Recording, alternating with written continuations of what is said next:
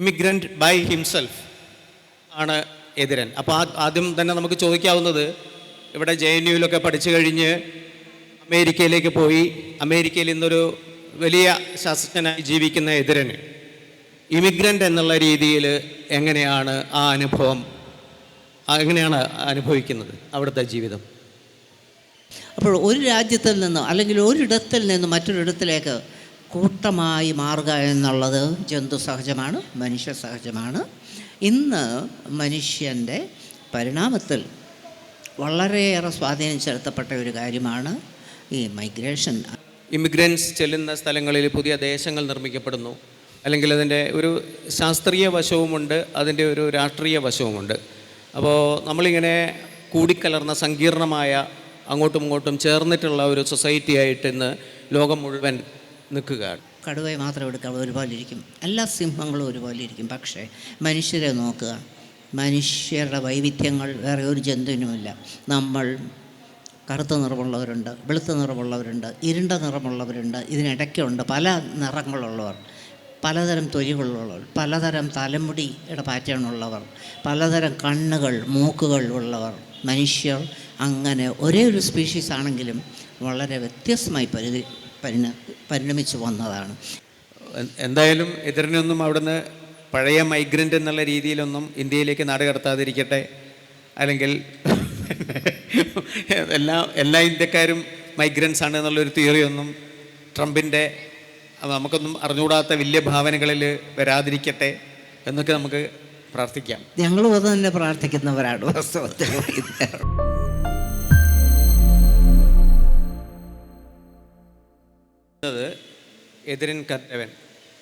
എതിരൻ കദ്രവനെ പരിചയപ്പെടുത്തുകയാണ് സദസ്സിന് വേണ്ടിയിട്ട്. അദ്ദേഹം അമേരിക്കയിലെ ജോൺസ് ഹോപ്കിൻസ് യൂണിവേഴ്സിറ്റിയിലും ഷിക്കാഗോ യൂണിവേഴ്സിറ്റിയിലും പ്രൊഫസറാണ്. നിരവധി പുസ്തകങ്ങളുടെ കർത്താവാണ്. അതിലൊക്കെ നമ്മൾ വിചാരിക്കും അദ്ദേഹം ഒരു ശാസ്ത്രലേഖകൻ മാത്രമാണെന്ന്. എന്നാൽ സിനിമയെക്കുറിച്ചും സിനിമാ സംഗീതത്തെക്കുറിച്ചും കഥകളിയെക്കുറിച്ച് പോലും വളരെ ഇൻഡെപ്തായിട്ടുള്ള ലേഖനങ്ങൾ എഴുതിയിട്ടുള്ള ഒരു സയൻറ്റിസ്റ്റാണ് എതിരൻ കതിരവൻ. ഈ സബ്ജക്റ്റിൽ ഇന്ന് ഇവിടെ ഈ ആർട്സ് കോളേജിൽ നടക്കുന്ന ഈ ചർച്ചാ സമ്മേളനങ്ങളിൽ ഏറ്റവും ആപ്റ്റായിട്ടുള്ള ഒരു പങ്കെടുക്കുന്ന ഒരു വ്യക്തി കൂടിയാണ് അദ്ദേഹം. കാരണം 2-3 തരത്തിൽ അത് നമുക്ക് വിശകലനം ചെയ്യാൻ പറ്റും. എതിരൻ കതിരവൻ ഒരു അമേരിക്കൻ സിറ്റിസണാണ്. ഇമിഗ്രേഷൻ അല്ലെങ്കിൽ മൈഗ്രൻസിൻ്റെ പ്രശ്നം ഇന്ന് ഏറ്റവും കൂടുതൽ ചർച്ച ചെയ്യപ്പെടുന്നതും വിമർശന വിധേയമായ അല്ലെങ്കിൽ ക്രിട്ടിക്കലായിട്ടുള്ള ഒരുപാട് ചർച്ചകൾ നടക്കുന്നതും അമേരിക്കയെ അതാണ് അതിൻ്റെ ഒരു കണ്ടംപററി പ്രസക്തി എന്ന് പറയുന്നത്. പിന്നെ അദ്ദേഹം ഇത്തരത്തിലുള്ള മൈഗ്രൻസിൻ്റെ പലതരത്തിലുള്ള മാറ്റങ്ങളെക്കുറിച്ചും അതിൻ്റെ പുതിയ DNA സ്റ്റഡീസിനെ കുറിച്ചും ജിനോം സ്റ്റഡീസിനെ കുറിച്ചൊക്കെ അറിവുള്ള ആളും അതിനെക്കുറിച്ച് പഠനം നടത്തിയിട്ടുള്ള ആളുമാണ്. ആ തരത്തിലുള്ള ഒരു കണ്ടംപററി സയൻറ്റിസ്റ്റുകൾ, റൈറ്റർ കൂടിയായ സയൻറ്റിസ്റ്റുകൾ വളരെ ശ്രദ്ധേയനാണ്. അപ്പോൾ ഈ സബ്ജക്റ്റ് പ്രത്യേകിച്ചും ഇന്ന് ഗാണ്ടനോമയിൽ പ്രത്യേകം ഒരു സൗകര്യം തന്നെ മൈഗ്രൻസിന് വേണ്ടി ഡൊണാൾഡ് ട്രംപ് ഒരുക്കുന്ന വേളയിലാണ് അമേരിക്കൻ സിറ്റിസണും ശാസ്ത്രജ്ഞനുമായ എതിരൻ കതിരവനെ നമുക്ക് നമ്മുടെ മുന്നിൽ കിട്ടുന്നത്. അപ്പോൾ ആ തരത്തിലുള്ള, അതായത് ഒരു ഇമിഗ്രൻ്റ് ബൈ ഹിംസെൽഫ് ആണ് എതിരൻ. അപ്പോൾ ആദ്യം തന്നെ നമുക്ക് ചോദിക്കാവുന്നത്, ഇവിടെ JNUവിലൊക്കെ പഠിച്ചു കഴിഞ്ഞ് അമേരിക്കയിലേക്ക് പോയി അമേരിക്കയിൽ ഇന്നൊരു വലിയ ശാസ്ത്രജ്ഞനായി ജീവിക്കുന്ന എതിരന് ഇമിഗ്രൻ്റ് എന്നുള്ള രീതിയിൽ എങ്ങനെയാണ് ആ അനുഭവം, എങ്ങനെയാണ് അനുഭവിക്കുന്നത് അവിടുത്തെ ജീവിതം?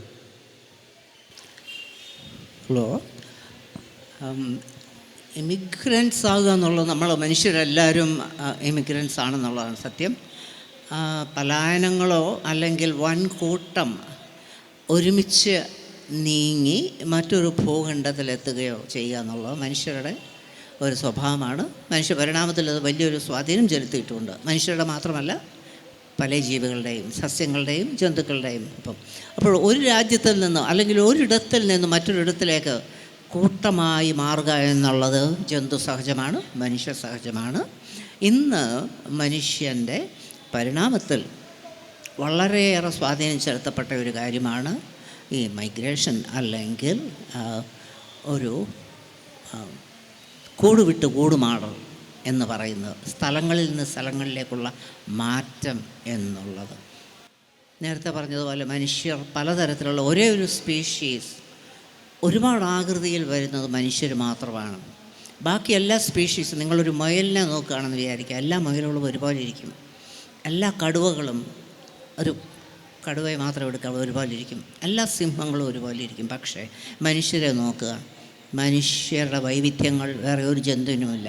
നമ്മൾ കറുത്ത നിറമുള്ളവരുണ്ട്, വെളുത്ത നിറമുള്ളവരുണ്ട്, ഇരുണ്ട നിറമുള്ളവരുണ്ട്, ഇതിനിടയ്ക്കുണ്ട് പല നിറങ്ങളുള്ളവർ, പലതരം തൊലികളുള്ളവർ, പലതരം തലമുടിയുടെ പാറ്റേൺ ഉള്ളവർ, പലതരം കണ്ണുകൾ മൂക്കുകൾ ഉള്ളവർ. മനുഷ്യർ അങ്ങനെ ഒരേ ഒരു സ്പീഷീസ് ആണെങ്കിലും വളരെ വ്യത്യസ്തമായി പരിണമിച്ചു വന്നതാണ്. ഈ പരിണാമത്തിനെല്ലാം കാരണം ഈ പലായനം അല്ലെങ്കിൽ മൈഗ്രേഷൻ എന്നുള്ള, പലായനം എന്നുള്ള വാക്കിൽ ഇത് ഓടി ഒളിക്കൽ എന്നൊരു വിവക്ഷയുണ്ട്. പക്ഷേ പലായനം എന്നുള്ള ഉപയോഗിക്കുന്നത് ഒരു രാജ്യത്തു നിന്ന് മറ്റൊരു രാജ്യത്തേക്ക് കൂട് വിട്ട് കൂട് മാറുന്നതിനാണ് പലായനം എന്ന് പറയുന്നത്. അപ്പോൾ കമറ പറഞ്ഞ പോലെ ഒരു രാജ്യത്തു നിന്ന് മറ്റൊരു രാജ്യത്തേക്ക് കൂട് വിട്ട് കൂട് മാറിയ ആളാണ് ഞാൻ. അത് പണ്ട് തന്നെ അത് നടന്നതാണെന്നുള്ളതാണ് സത്യം. അങ്ങനെ നമ്മൾ ഓരോ സ്ഥലത്തും എത്തി അവിടെയൊക്കെ നമ്മൾ ചെറിയ ചെറിയ കൂട്ടായ്മ സ്ഥാപിക്കുകയും ആ സ്ഥലവുമായിട്ട് ഒത്തുപോവുകയും ചെയ്തു എന്നുള്ളതാണ് പരിണാമത്തിൻ്റെ ഒരു പ്രധാന വിശേഷം. മനുഷ്യ പരിണാമത്തിൻ്റെയും മനുഷ്യർ ലോകം കീഴടക്കിയതിൻ്റെയും ചരിത്രത്തിൽ പ്രധാനമായിട്ടുള്ളത്. അപ്പോൾ ഞാനിപ്പോൾ അവിടെ ചെന്ന്, ഞാൻ അമേരിക്കയിൽ ചെന്ന് അവിടുത്തെ സിറ്റിസണായി എന്നുള്ള, അവിടെ സ്ഥിരതാമസമായി എന്നുള്ളതും ഇതിൻ്റെ ഒരു ചെറിയൊരു അംശം എന്ന് മാത്രമേ ഉള്ളൂ എന്നുള്ളത്. അതിലും വലിയ സാങ്കത്യമുള്ള ഇതുപോലത്തെ മൈഗ്രേഷനുകൾ ധാരാളം നടന്നു കഴിഞ്ഞിട്ടുണ്ട്, ഇപ്പോൾ നടക്കുന്നുമുണ്ട്. നമ്മളത് കണ്ടില്ലെന്ന് നടിക്കുകയാണ്. നമ്മൾ ഇങ്ങോട്ട് കേരളത്തിലേക്കുള്ള മൈഗ്രേഷൻ, ഇതര സംസ്ഥാന തൊഴിലാളികൾ നമ്മൾ പറയുന്നത് ഏറ്റവും വലിയ, ഇന്ത്യ കണ്ടിട്ടുള്ള ഏറ്റവും വലിയൊരു മൈഗ്രേഷനിലൊന്നാണ് ഇപ്പോൾ നടന്നിരിക്കുന്നത് എന്നുള്ളത്. അത്രമാത്രമാണ് നമ്മുടെ മലയാളികൾക്കിടയ്ക്ക് മലയാളികളല്ലാത്തവർ വന്നിട്ടുള്ളത്. അതിൻ്റെ സോഷ്യൽ കോണ്ടാക്ട്, അതിൻ്റെ സാമൂഹിക പരിസരത്തെക്കുറിച്ചും അല്ലെങ്കിൽ അതിൻ്റെ സാങ്കത്യത്തെക്കുറിച്ചും നമ്മൾ അത്രമാത്രം പഠിച്ചെടുത്തിട്ടില്ല എന്നുള്ളതാണ് സത്യം. ഇത്തരം വൻ മാറ്റങ്ങളെക്കുറിച്ച് അപ്പോൾ അതിൻ്റെ പുറകിൽ കൂടുതലായിട്ട് സാമ്പത്തികമായിട്ടുള്ള ഒരു കാരണമാണ് അതിന് പുറകിൽ നമുക്കറിയാം. പക്ഷേ സാമൂഹികമായ കാരണങ്ങൾ ഉണ്ട്. ഈ പലായനങ്ങൾക്കൊക്കെയുള്ള ഒരു അടിസ്ഥാനമായ ഒരു പരിണതി എന്ന് പറയുന്നത് ആ സ്ഥലങ്ങൾ, ആ ഇടങ്ങൾ മാറപ്പെട്ടുകൊണ്ടിരിക്കുക എന്നുള്ളതാണ്. ഇടങ്ങൾ നമ്മൾ ചെല്ലുന്നതനുസരിച്ച് ആ ഇടങ്ങൾ മാറുകയാണ്, അല്ലെങ്കിൽ നമ്മൾ ആ ഇടത്തെ മാറ്റിയെടുക്കുകയാണ് എന്നുള്ളതാണ്. ഒരു ഉദാഹരണത്തിന് അമേരിക്ക തന്നെ അതിൻ്റെ ഉദാഹരണമാണ്. അമേരിക്കൻ ഇന്ത്യൻസ് ആയിരുന്നു അവിടെ നേരത്തെ ഉണ്ടായിരുന്നത്. അവരെ മുഴുവൻ മാറ്റിമറിച്ചുകൊണ്ടാണ് യൂറോപ്പിൽ നിന്നും ഒരുപാട് ആൾക്കാർ അവിടെ ചെന്ന് കയറിയത്. അങ്ങനെ യൂറോപ്പിൽ നിന്നുള്ള പലരിൽ നിന്നുള്ള ഒരു മിക്സാണ്, ഒരു സങ്കരമാണ് അമേരിക്കൻ ജനത എന്നുള്ളത്. അമേരിക്കൻ ജനതയ്ക്ക് ഈക്വലായിട്ട് അമേരിക്കൻ ജനത മാത്രമേ ഉള്ളൂ എന്നുള്ളതാണ് സത്യം. വേറെ ഒരു സമൂഹവുമില്ല എന്നുള്ളതാണ്. അപ്പോൾ പരിണാമത്തിൻ്റെ പശ്ചാത്തലം, അല്ലെങ്കിൽ ഞാൻ അവിടെ ചെന്നു എന്നുള്ള ഉദാഹരണമായിട്ട്, ചെറിയൊരു ഉദാഹരണമായിട്ട് എടുക്കുകയാണെങ്കിലും വലിയ ഒരു സംഭവത്തിൻ്റെ വലിയ ചരിത്രപരമായ, അത് 60,000 70,000 കൊല്ലം അല്ലെങ്കിൽ 100,000 കൊല്ലങ്ങൾക്ക് മുൻപ് മനുഷ്യർ ആഫ്രിക്കയിൽ നിന്ന് പുറത്ത് കടന്നതോടെ ആരംഭിച്ചതാണ് മനുഷ്യരുടെ ഈ യാത്ര എന്നുള്ളതാണ് സത്യം. ഏകദേശം 60,000 കൊല്ലം മുൻപാണ് നമ്മളിവിടെ ഇന്ത്യയിൽ വന്നെത്തിയത്. ആഫ്രിക്കയിൽ നിന്ന് സൗത്ത് ഇന്ത്യയിൽ വന്നെത്തിയതും ഏകദേശം അതേ കാലയളവിലാണ് എന്നുള്ളതാണ്. ഇന്നത്തെ വിഷയം നമ്മൾ അതിൻ്റെ കൾച്ചറൽ ബാക്ക്ഗ്രൗണ്ട്, അതിൻ്റെ സാംസ്കാരികപരമായ അതിൻ്റെ പശ്ചാത്തലം അന്വേഷിക്കുകയും സിനിമകളിൽ എങ്ങനെ നമ്മളത് സിനിമയിൽ എങ്ങനെ നമ്മളത് കാണിക്കുന്നു, നമ്മളെങ്ങനെ പോർട്രേ ചെയ്യുന്നു, അല്ലെങ്കിൽ നമ്മളെങ്ങനെയാണ് അതിനെ വ്യാഖ്യാനിച്ചെടുക്കുക എന്നതിനെക്കുറിച്ചൊക്കെ ഒരു ചെറിയൊരു ഡിസ്കഷൻ നടത്താമെന്നാണ് ഞങ്ങളുടെ ഒരു ഉദ്ദേശം. അല്ല, അതിനിടയിൽ സാറിപ്പം പറഞ്ഞേ, അതായത് നമ്മൾ ഇമിഗ്രൻസ് ചെല്ലുന്ന സ്ഥലങ്ങളിൽ പുതിയ ദേശങ്ങൾ നിർമ്മിക്കപ്പെടുന്നു, അല്ലെങ്കിൽ അതിൻ്റെ ഒരു ശാസ്ത്രീയ വശവുമുണ്ട്, അതിൻ്റെ ഒരു രാഷ്ട്രീയ വശവുമുണ്ട്. അപ്പോൾ നമ്മളിങ്ങനെ കൂടിക്കലർന്ന സങ്കീർണമായ അങ്ങോട്ടും ഇങ്ങോട്ടും ചേർന്നിട്ടുള്ള ഒരു സൊസൈറ്റി ആയിട്ട് ഇന്ന് ലോകം മുഴുവൻ നിൽക്കുകയാണ്. അതായത് മനുഷ്യരെന്ന് പറഞ്ഞു കഴിഞ്ഞാൽ ഒരു വംശം എന്ന പോലെ നിൽക്കുന്ന ഒരവസ്ഥയിൽ അതിൻ്റെ ഒരു ശാസ്ത്രത്തിലേക്ക് ഈ ഇമിഗ്രേഷൻ അല്ലെങ്കിൽ മൈഗ്രൻസ് എത്രമാത്രം കോൺട്രിബ്യൂട്ട് ചെയ്തിട്ടുണ്ട്? അത് എത്രമാത്രം മനുഷ്യർ എല്ലാ ഭൂഖണ്ഡങ്ങളിലും ചെന്നെത്തിയതോടെ അവിടെ അവർ ഒരു കോളനികൾ സ്ഥാപിക്കാനുണ്ടാകുക നമുക്കറിയാം. ആ കോളനികളുടെ മുകളിൽ കോളനികൾ സ്ഥാപിക്കപ്പെട്ടിട്ടുണ്ട്, അതും നമ്മൾക്കറിയാമെന്നുള്ളതാണ്. അപ്പോൾ ഇതൊക്കെ അതത് സ്ഥലത്തെ അതിജീവനത്തിനുള്ള മാർഗങ്ങൾ തേടലിലാണ് ചെന്ന് എത്തപ്പെടാറ്. അതിനുള്ള ഏറ്റവും വലിയ ഉദാഹരണം ഞാൻ നേരത്തെ പറഞ്ഞ പോലെ ഇതര സംസ്ഥാന തൊഴിലാളികൾ ഇവിടെ വന്നുകൂടിയതിൻ്റെ പശ്ചാത്തലം നോക്കുക. അവർ എങ്ങനെ നമ്മളോടൊപ്പം യോജിച്ചു പോകുന്നുവെന്ന് നോക്കുക, അല്ലെങ്കിൽ യോജിക്കാതെ പോകുന്നുവെന്ന് നോക്കുക. അവരുടെ ആ സാംസ്കാരിക പശ്ചാത്തലം നമ്മളെ എങ്ങനെ ബാധിക്കുന്നു എന്നുള്ളത്, അല്ലെങ്കിൽ നമ്മുടെ സാംസ്കാരിക പശ്ചാത്തലം അവരെ എങ്ങനെ ബാധിക്കുന്നു, ഇതൊക്കെ ഇതിൽ നമ്മൾ കൃത്യമായിട്ട് വിശകലനം ചെയ്യേണ്ടതാണ് എന്നതാണ് സത്യം. അതുപോലെ തന്നെ സംസ്കാരത്തിൻ്റെ ഉളവാകൽ, സംസ്കാരത്തിൻ്റെ പരിണതി, അതിൻ്റെ പരിണാമത്തിലും ഇത്തരം മൈഗ്രേഷൻസ് ധാരാളം അതിൻ്റേതായ സംഭാവനകൾ നൽകിയിട്ടുണ്ട് എന്നുള്ളതാണ്. അപ്പോൾ ഒരു ജനത എന്നുള്ള ചോദ്യത്തിൽ കമറാം ചോദിച്ചതിൽ ഒരു കാര്യമുണ്ട്. ഒരു ജനത എന്നൊരു നിലയിലേക്ക് നമ്മൾ നീങ്ങിക്കൊണ്ടിരിക്കുകയാണോ എന്നുള്ളത് അല്ല തന്നെ. ഇത്തരമുള്ളതെല്ലാം ഒരു സങ്കലനം നടക്കുന്നു എങ്കിലും ഒരേ ഒരു ജനത എന്നൊരാശയം ഇതിന് പുറകിൽ ഉരുത്തിരിയുന്നില്ല എന്നുള്ളതാണ് സത്യം. കാരണം ഓരോ ഇടങ്ങളിലും അതിൻ്റേതായ പ്രത്യേകതയുണ്ട്, അതനുസരിച്ച് അവിടുത്തെ സമൂഹം മാറപ്പെടുക എന്നുള്ളതാണ്. അപ്പോൾ ലോക ജനത എന്നുള്ള ഒരു കാലത്ത് എല്ലാവരും ഇങ്ങനെ മൈഗ്രേറ്റ് ചെയ്തുകൊണ്ടിരിക്കുകയാണെങ്കിൽ ചിലപ്പോൾ അത് സംഭവിച്ചു എന്നിരിക്കും. ലോക ജനത ഏകദേശം ഒരുമാതിരി ഒരു ആവറേജ് അല്ലെങ്കിൽ ഒരു നിശ്ചിത ശതമാനത്തിൽ ഉള്ള ഒരു ജനത, അറ്റ്ലീസ്റ്റ് ഒരു 50-60% ഒരേ ഒരു ജനത എന്നതിലേക്ക് മാറപ്പെടുമോ എന്ന് ചോദിച്ചാൽ തീർച്ചയായും ഒരു സാധ്യതയുണ്ട് എന്നുള്ളതാണ്. കാരണം നമ്മൾക്കിപ്പോൾ യാത്ര വളരെ എളുപ്പമായൊരു കാലമാണ് എന്നതുകൊണ്ട് തന്നെ ഈ പലായനങ്ങൾക്കൊക്കെ ഏറ്റവും വിഘാതമായി നിന്നുകൊണ്ടിരുന്നത് യാത്ര ചെയ്യാനുള്ള ദുഷ്കരതയാണ്. തീർച്ചയായിട്ടും ദുഷ്കരമായിരുന്നു യാത്ര ചെയ്യാനുള്ളത്. അപ്പോൾ ഇത്തരം ചില ചരിത്രം കൂടെ പരിശോധിച്ചാലേ നമുക്കിതിനെക്കുറിച്ച് എന്തെങ്കിലും ഒരു വിശകലനം സാധ്യമാകും എന്നുള്ളതാണ് ഇതിനകത്തെ സത്യം. ഈ സിനിമയും ഇമിഗ്രേഷൻ അല്ലെങ്കിൽ മൈഗ്രൻസിൻ്റെയും കഥ പറയുകയാണെങ്കിൽ നമ്മളിപ്പം നിൽക്കുന്നത് നെറ്റ്ഫ്ലിക്സിൽ ഗാബ്രിയൽ ഗാർഷ്യ മാർക്കേസിൻ്റെ ഏകാന്തതയുടെ 100 വർഷങ്ങൾ, ഏതാണ്ട് എട്ട് എപ്പിസോഡുകൾ വന്നു കഴിഞ്ഞു. ഇനി 8 എപ്പിസോഡുകൾ കൂടി വരാനുണ്ട്. പക്ഷെ അത് സവിശേഷമായ ഒരു പലായനത്തിൻ്റെ മക്കാണ്ടോ എന്ന ഒരു ആധുനിക നഗരനിർമ്മിതിയുടെ രീതിയിലേക്ക് പോകുന്ന രീതിയിൽ വളരെ മനോഹരമായ ദൃശ്യാവിഷ്കാരമായിട്ടാണ് അതിൻ്റെ നെറ്റ്ഫ്ലിക്സ് സീരീസ് വന്നിരിക്കുന്നത്. നമ്മൾ ഒരുപക്ഷെ നോവൽ വായിക്കുന്ന സമയത്ത് നമുക്ക് കിട്ടാത്ത ഒരുതരം ദൃശ്യാവിഷ്കാരം അതിൻ്റെ സിനിമാറ്റിക് രൂപത്തിൽ നമുക്ക്, അല്ലെങ്കിൽ സീരീസ് രൂപത്തിൽ നമുക്ക് കിട്ടുന്നുണ്ട്. അപ്പോൾ ഇതിനകത്ത് ആ പലായനത്തിൻ്റെ അല്ലെങ്കിൽ അതിലെ ആ ഒരു സ്ഥലത്തു നിന്നും വിട്ടുപോകുന്ന മക്കാണ്ടോ എന്ന് പറയുന്ന ഒരു നഗരരൂപീകരണത്തിൻ്റെ ഒരു പശ്ചാത്തലത്തിൽ ചിന്തിക്കുകയാണെങ്കിൽ അവിടെ മൈഗ്രേഷൻ അവസാനിക്കുന്ന ഒരു സ്ഥിതിയാണുള്ളത് 100 Years of Solitude. അപ്പം ഇതല്ലാതെ പലതരത്തിലും ഇപ്പം സ്റ്റീഫൻ സ്പീൽബർഗിൻ്റെ ദ ടെർമിൽ എന്ന ഫിലിമിലാണെങ്കിൽ ഒരു സങ്കല്പ ബൾഗേറിയൻ പരിസരത്തു നിന്നും ജോൺ എഫ് കെന്നഡി എയർപോർട്ടിൽ വന്ന് രേഖകളില്ലാത്തത് കൊണ്ടും അവിടെ രാഷ്ട്രമില്ല എന്ന് അമേരിക്ക തീരുമാനിച്ചതുകൊണ്ട് വർഷങ്ങളോളം കഴിയേണ്ടി വന്ന ഒരു ബൾഗേറിയൻ്റെ കഥയാണത്. അപ്പോൾ ഇതൊക്കെ ഫിലോസഫൈസ് ചെയ്യുന്നത് നമ്മളുടെ ഒരു മൊബിലിറ്റിയുടെ, അല്ലെങ്കിൽ ഈ പറഞ്ഞ വളരെ വിശാലമായ മനുഷ്യനെന്നുള്ള വളരെ സങ്കീർണമായ ഒരവസ്ഥയുടെ സഞ്ചാരങ്ങളെക്കുറിച്ച് ഭിന്നമായ പല ആശയങ്ങളുമാണ് അതുണ്ടാക്കുന്നത്. എതിരിൻ്റെ ഒരു കാഴ്ചാനുഭവങ്ങളിൽ ഏറ്റവും ഇഷ്ടപ്പെട്ട ഒരു സിനിമ, ഇത്തരത്തിലുള്ളൊരു സിനിമ ഏതാണ്? ഇത്തരത്തിലുള്ള ഒരു സിനിമ എന്നുള്ളത് തിരഞ്ഞെടുക്കാൻ വലിയ പ്രയാസമാണ്. ഒരുപാട് സിനിമകൾ ധാരാളം മലയാളത്തിൽ ധാരാളം വന്നിട്ടുണ്ട്, മറ്റു ഭാഷകളിലും ധാരാളം വന്നിട്ടുണ്ട്. അപ്പോൾ ഇതിലൊക്കെ നമ്മൾ ഇത്തരം കാര്യങ്ങൾ സിനിമയെക്കുറിച്ച് നമ്മൾ സംസാരിക്കുമ്പോൾ ആദ്യമായിട്ട് ആ സിനിമ എന്താണ് പറയാൻ ശ്രമിക്കുന്നത് എന്നുള്ളതാണ്. മിക്കപ്പോഴും ഇത്തരം സിനിമകൾ പറയാൻ ശ്രമിക്കുന്നത് ഇപ്പോൾ പറഞ്ഞ പോലെ ടെർമിനൽ എന്നതിൽ കാണിക്കുന്ന പോലെ അതിജീവനത്തിൻ്റെ കഥയാണത്. എങ്ങനെ അതിജീവിക്കാം എന്നുള്ളത്, തനിക്ക് പൊരുത്തപ്പെടാത്ത ഒരു സ്ഥലത്ത് മനുഷ്യൻ എങ്ങനെ അതിജീവിക്കാം എന്നുള്ളതിൻ്റെ ആഖ്യാനമാണ് മിക്കവാറും എല്ലാ സിനിമകളും എന്നുള്ളതാണ് സത്യം.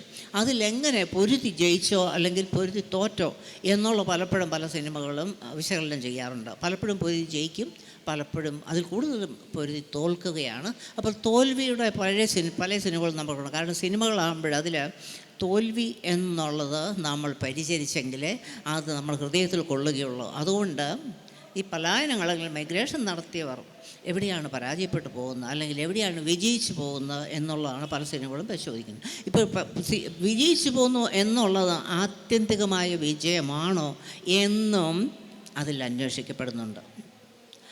ഉദാഹരണത്തിന് പഴയ ഒരു സിനിമ, ഒരു മലയാളം ബ്ലാക്ക് ആൻഡ് വൈറ്റ്, വിലയ്ക്ക് വാങ്ങിയ വീണ എന്നൊരു സിനിമയുണ്ട്. അത് മദ്രാസിൽ പോയി, അന്ന് കാലത്ത് മദ്രാസ് വരെ പോകുക അല്ലെങ്കിൽ ചെന്നൈ വരെ പോകുക എന്നുള്ള വലിയൊരു സംഭവമാണ്. അതിൽ അവിടെ പോയി പാട്ടുകാരനായി മാറുന്ന ഒരാളുടെ കഥയാണ്. പ്രേംനസീറാണ് ഇതിനകത്ത്. പാട്ടുകാരനായി മാറുന്നു, ഒരു വലിയ പണക്കാര കുടുംബത്തോട് ഒത്തുചേർന്ന് പാട്ടുകാരനായി മാറുന്നു, പണവും പ്രശസ്തിയും നേടുന്നു. പക്ഷേ അയാളെ സഹായിച്ചു കൊണ്ടിരുന്ന ആ കുടുംബം പെട്ടെന്ന് വഴി മാറുന്നു. മറ്റൊരു പാട്ടുകാരൻ വരുന്നു, വഴി മാറിപ്പോകുന്നു, ഇയാളുടെ ജീവിതം പ്രശ്നത്തിലാകുന്നു, ഇയാൾ രോഗിയായി മാറുന്നു. അങ്ങനെ അതിപരാജയത്തിൻ്റെ ഒരു കഥയാണ് വിലയ്ക്ക് വാങ്ങിയ വീണ എന്നുള്ളത്. പരാജയത്തിൽ കൂടെ, പക്ഷേ അയാളുടെ ഗ്രാമത്തിലുണ്ടായിരുന്ന പഴയ കൂട്ടുകാരി അയാൾക്ക് ആത്മീയമായ സൗഖ്യം കൊടുക്കുന്നു അവസാനം എന്നുള്ള രീതിയിലാണ് കഥ അവസാനിക്കുന്നത്. അപ്പോൾ അതിൽ ജയിച്ചോ അല്ലെങ്കിൽ തോറ്റോ എന്നുള്ള പ്രശ്നമാണ് പരിശോധിക്കുന്നത് എങ്കിലും ആത്യന്തികമായി അയാളുടെ ആത്മാവിനെ സംബന്ധിച്ചാണെങ്കിൽ അയാൾക്കൊരാത്മശോധനയാണ് ഇവിടെ വന്ന് അയാൾ ജയിക്കുകയും ചെയ്തു എന്നുള്ളതാണ്. മറ്റൊരു പ്രധാന സിനിമ, മലയാളത്തിൽ തന്നെ മറ്റൊരു പ്രധാന സിനിമ എടുക്കുകയാണെങ്കിൽ നഗരമേ നന്ദി എന്നുള്ള MT വാസുദേവൻ നായരുടെ, വിൻസെൻറ്റിൻ്റെ, എം ടിയുടെ കഥയാണ് അതിൽ പ്രധാനമായിട്ടുള്ള വിൻസെൻറ്റ് സിനിമയാക്കിയത്. നഗരമേ നന്ദി എന്നുള്ളത്, അത് വള്ളവനാട് നിന്ന് ഒരു കുടുംബം മദ്രാസിൽ കുടിയേറുന്നതും അവിടുത്തെ അവരുടെ പരാജയങ്ങളുമാണ് നഗരമേ നന്ദി. അപ്പോൾ സിനിമ സൂചിക്കുന്നത് പോലെ നഗരത്തോട് നന്ദി പറഞ്ഞ് തിരിച്ചു വരുന്നവരുടെ കഥയാണ് അത്. അതിൽ പ്രത്യേകിച്ചും അതിലെ നായക കഥാപാത്രം ഒരു ടാക്സി ഡ്രൈവറായിട്ട് മദ്രാസിൽ ജോലി ചെയ്യുകയും അയാളുടെ സഹോദരി, തനിനാടൻ മണ്ണായ സഹോദരി, നിർവാഹമില്ലാതെ നഗരത്തിൻ്റെ ചില പരീക്ഷണങ്ങളാൽ ഒരു വേശ്യയായി മാറുന്നതുമാണ്. അയാളുടെ കാറിൽ തന്നെ അവളെ കൊണ്ടുപോകേണ്ടി വരുന്നു ഒരു തവണ. അതൊക്കെയാണ് സിനിമയുടെ ഉത്കടമായ ക്ലൈമാക്സ് സീനുകൾ. അപ്പോൾ നഗരത്തിൽ വന്ന് പരാജയങ്ങളേറ്റു വാങ്ങി തിരിച്ച് വരുന്നവരുടെ ഒരു കഥയാണ് നഗരമേ നന്ദി എന്നുള്ളത്. അപ്പോൾ ശരിക്കും അത് നമ്മുടെ മൈഗ്രേഷൻ്റെ ഒരു കഥയാണ്. തിരിച്ച് വരേണ്ടി വരുന്നവരുടെ, തിരിച്ച് ഗ്രാമത്തിലേക്ക്, അതിലൊരു സ്വല്പം ഒരു ഗ്രാമവിശുദ്ധി എന്നൊക്കെ പറഞ്ഞുള്ള ഒരു പഴമ, ഒരു ശാഠ്യം അതിനകത്തുണ്ട് സിനിമ. ഉദ്ദേശിക്കും ഗ്രാമങ്ങളാണ് ഏറ്റവും വിശുദ്ധിയാർന്ന നഗരങ്ങൾ, നാട്യപ്രധാനം നഗരം സമർത്ഥം എന്ന് പറഞ്ഞ പോലത്തെ അതിങ്ങനെ ഒരു പിടിവാശി ഉണ്ടെങ്കിലും ചില കൃത്യമായ വസ്തുതകൾ അതിനകത്ത് കാണിക്കുന്നുണ്ട്. പിന്നെ മലയാളത്തിൽ ആദ്യമായിട്ട് ഇറങ്ങിയ ഒരു സിനിമയാണത്. അത്തരം രീതിയിൽ ആദ്യമായിട്ട് ഇറങ്ങിയ ഒരു സിനിമയായിരുന്നു നഗരമേ നന്ദി. അതിനകത്ത് പാട്ടുകളൊക്കെ ഉഗ്രം പാട്ടുകളും ഒക്കെ ഉണ്ടായിരുന്നുകൊണ്ട് സിനിമയും വളരെ പ്രചാരത്തിലായി എന്നുള്ളതാണ് സത്യം. നഗരമേ നന്ദി എന്നുള്ള അങ്ങനെ ഒരുപാട് മറ്റ് മലയാള സിനിമകളുണ്ട്. അപ്പോൾ അത് പിന്നെ നമുക്കതിലേക്ക് കിടക്കാം. ഇതിൽ നമ്മൾ ഈ മൈഗ്രേഷൻ്റെ കുറച്ചും കൂടി മൂർത്തമായ ഒരവസ്ഥയെ കുറിച്ച് പറയുകയാണ്. വീണ്ടും അമേരിക്കയിലേക്ക് വരികയാണെങ്കിൽ, അമേരിക്കൻ ഡ്രീം എന്നുള്ളത് വളരെ പ്രധാനപ്പെട്ട, അതായത് ജനാധിപത്യത്തിൻ്റെ തന്നെ കോൺസ്റ്റിറ്റ്യൂഷൻ എടുത്ത് നോക്കുകയാണെങ്കിൽ നമ്മൾ പറയും ഏറ്റവും വലിയ ജനാധിപത്യ രാഷ്ട്രങ്ങൾ ഇന്ത്യ ആണോ അല്ലെങ്കിൽ അമേരിക്കയാണോ എന്നുള്ള തർക്കം നിലനിൽക്കുമ്പോഴും ഈ അമേരിക്കയുടെ കോൺസ്റ്റിറ്റ്യൂഷൻ്റെ കൂടെ തന്നെയുള്ള ഒരു സംഗതിയാണ് അമേരിക്കൻ ഡ്രീം എന്നുള്ളത്. നമ്മൾ ഈ കണ്ടിട്ടുള്ള എല്ലാ ഹോളിവുഡ് ചിത്രങ്ങളായാലും അല്ലാതെ ഇപ്പം കാൻ ഫെസ്റ്റിവലിലൊക്കെ വരുന്ന ഈ പറഞ്ഞ രീതിയിലുള്ള ചിത്രങ്ങളിലായാലും മൈഗ്രേഷൻ തീമായി വരുന്ന സമയത്ത് രണ്ട് കാര്യങ്ങൾ അതിൽ ശ്രദ്ധിക്കാൻ കഴിഞ്ഞിട്ടുള്ളത്. ഒന്ന്, ഈ അമേരിക്കൻ ഡ്രീം എന്ന് പറയുന്ന വളരെ എന്താ പറയുക, അതിൻ്റെ സബ്ലൈമായ ഒരവസ്ഥ, നമ്മുടെ ഒരു സ്വപ്നത്തിൻ്റെ സബ്ലൈമായ അവസ്ഥ, അതിലേക്കാണ് ഈ ചെറു രാജ്യങ്ങളിൽ നിന്നും എല്ലാ സ്ഥലത്തു നിന്നും ആൾക്കാർ വന്നു ചേരുന്നത്. പക്ഷെ അവരിൽ പലരുടെയും ഡ്രീമൊക്കെ തന്നെ സക്സസ്ഫുള്ളായിട്ടുണ്ട് എന്ന് ഒരു പക്ഷേ എതിരനും പറയാൻ പറ്റുമായിരിക്കും. പക്ഷേ ഇപ്പോൾ ഈ അടുത്ത കാലത്തായിട്ട് 2016 ശേഷം ഇങ്ങോട്ട് ഇപ്പോൾ ഡൊണാൾഡ് ട്രംപിൻ്റെ ഈ കടുത്ത മൈഗ്രൻ്റ് വിരുദ്ധ നിലപാടുകളുടെ ഏറ്റവും ഉച്ചസ്ഥായിലെത്തി നിൽക്കുന്ന ഈ രണ്ടാം വരവോട് കൂടിയിട്ട് നമുക്ക് അമേരിക്കൻ ഡ്രീം എന്ന് പറയുന്ന സിറ്റുവേഷൻ മൈഗ്രേഷനുമായിട്ട് ബന്ധപ്പെടുത്തി പറയുകയാണെങ്കിൽ വലിയൊരു നിരാശയുടെ ഒരു സംഗതിയായിട്ടാണ് എല്ലാ തരത്തിലുള്ള സാഹിത്യ പ്രക്ഷേപണങ്ങളിലും രൂപപ്പെട്ടു വരുന്നത്. മാത്രമല്ല സിനിമ എന്ന് പറയുന്നത് ശരിക്കും നമ്മൾക്ക് ഓരോ കാലഘട്ടത്തിനും ഇപ്പം നോവൽ ചാൾസ് ഡിക്കൻസ് ഇൻഡസ്ട്രിയലൈസേഷന് ശേഷമുള്ള ഒരു ഇംഗ്ലണ്ടിൻ്റെ ദുരന്താവസ്ഥയെക്കുറിച്ച് വളരെ കൃത്യമായിട്ട് പറയുന്നുണ്ടെങ്കിൽ അത് നോവൽ എന്നുള്ള ഒരു ആഖ്യായികയുടെ രൂപത്തിൽ വരുന്നുണ്ടെങ്കിൽ സിനിമയാണ് ശരിക്കും ഇന്നുള്ള ഈ മൈഗ്രേഷൻ ക്രൈസിസിനെ ചിത്രീകരിക്കുന്നത്. അപ്പോൾ എൻ്റെ ഒരു സംശയം, ഇത്രയും കാലം അമേരിക്കയിൽ ജീവിച്ചു പോരുന്ന രാഷ്ട്രീയമായിട്ടും സാമൂഹികമായിട്ടും നല്ല ചേതനയുള്ള ചിന്തയുള്ള ഒരാളെന്നുള്ള രീതിയിൽ എതിരന് അമേരിക്കൻ ഡ്രീം എന്നുള്ള സങ്കല്പത്തെ പറ്റി എന്താണ് തോന്നുന്നത്? അമേരിക്കൻ ഡ്രീം ഇപ്പോഴും ഇല്ലാതെയാവുന്നില്ല എന്നുള്ളതാണ് സത്യം. കാരണം ഇപ്പോഴത്തെ രാഷ്ട്രീയ നിലപാടുകൾ ഇവിടെ മാറിയിട്ടുണ്ട് എങ്കിലും ഒരു രാജ്യം മൊത്തമായിട്ട് അദ്ദേഹത്തെ എലക്ട് ചെയ്തിട്ടില്ല എന്നുള്ളതാണ് സത്യം. കമലാ ഹാരിസും അദ്ദേഹം തമ്മിലുള്ള വോട്ടുകളുടെ വ്യത്യാസമുള്ള അത്ര വലിയൊരു വിടവ് അതിനിടയ്ക്കില്ല എന്നുള്ള സത്യമാണ്. അത് രാഷ്ട്രീയമായ അത്തരം വിശകലനങ്ങൾ ഇവിടെ സാങ്കത്യമില്ല എങ്കിലും അമേരിക്കൻ ഡ്രീം എന്നുള്ളത് ഇപ്പോഴും അതേപടി നിലനിൽക്കുന്നു എന്നുള്ളതാണ് സത്യം. കാരണം അവിടെ തുല്യതയുടെ ഒരു എലമെൻ്റ്, അവിടുത്തെ സമൂഹത്തിൽ തുല്യതയുടെ ഒരു ഘടകം വളരെ ശക്തമായി അതിൻ്റെ ഏറ്റവും അടിയിലായിട്ട് കൃത്യമായ വേഗതയോടെ ഒഴുകുന്നുണ്ടെന്നുള്ളത് ഒരു സത്യമാണ്. ഇത്രയും തുല്യതയുള്ള എനിക്ക് തോന്നുന്നില്ല, ഇത്രയും പുറത്തുനിന്ന് വരുന്ന ഒരാൾക്ക് ഇഴുകിച്ചേരാൻ പറ്റിയ ഒരു സമൂഹ വ്യവസ്ഥ ഇപ്പോഴും അവിടെയുണ്ട്. അത് നശിച്ചിട്ടില്ല എന്നുള്ളതാണ് സത്യം. കാരണം ഇപ്പോൾ പോലും നോക്കുകയാണെങ്കിൽ ന്യൂയോർക്ക് എയർപോർട്ടാണ് ഇതിലേറ്റവും ഉദാഹരണം. കാരണം ന്യൂയോർക്ക് എയർപോർട്ടിൽ ഓരോ മിനിറ്റിലും ലോകത്തു നിന്നുള്ള എല്ലാവരും ഇറങ്ങി വരുന്ന സ്ഥലമാണ് ന്യൂയോർക്ക് എയർപോർട്ട്. ന്യൂയോർക്ക് തന്നെ ഒരു ലോകത്തിൻ്റെ ഒരു പരിച്ഛേദമായിട്ടാണ് ഇപ്പോൾ കാണുന്നത്. അത്രമാത്രം ആൾക്കാരാണ്. ഒരു സിറ്റിയിലും ഇല്ലാത്ത തരത്തിലാണ് ലോകത്തു നിന്നുള്ള എല്ലാവരും ഇടപഴകുന്നത്. അവരിടപഴകുക മാത്രമല്ല, ന്യൂയോർക്ക് ഉദാഹരണം എടുത്ത് പറയുകയാണെങ്കിൽ അവരിടപഴകുകയും അവരൊരുമിച്ച് ജീവിക്കുകയും ഇണചേരുകയും ചെയ്യുന്നു എന്നുള്ളതാണ് ന്യൂയോർക്കിൽ നടക്കുന്ന സംഗതിയാണ്. അത് ഒരു ഭരണാധികാരിക്കും അത് നിർത്താനോ അത് ഇല്ലാതാക്കാനോ സാധിക്കില്ല എന്നുള്ളതാണ്. അത് അമേരിക്കയുടെ ഇപ്പോൾ ന്യൂയോർക്ക് ഒരു ഉദാഹരണമായിട്ട് എടുക്കുക, ഇത് ഒരു കേന്ദ്രമായിട്ട് ഒരു സെൻട്രൽ ഉദാഹരണത്തിനുള്ള ഒരു സിറ്റിയായിട്ട് എടുക്കുകയാണ് ചെയ്തത്. പക്ഷേ ഈ വരുന്ന സങ്കലനം, ഈ വരുന്ന ഏകലോകം എന്നുള്ള ആശയം ഇത്രയും വിടർന്ന് വികസിക്കുന്ന മറ്റൊരു രാജ്യവും ഇല്ല ഇപ്പോൾ എന്നുള്ളതാണ്. കാരണം യൂറോപ്പിൽ ഓരോ രാജ്യത്തിൽ പോയാലും അവർക്ക് അവരുടേതായ പരിമിതികളുണ്ടെന്നുള്ളതാണ് സത്യം.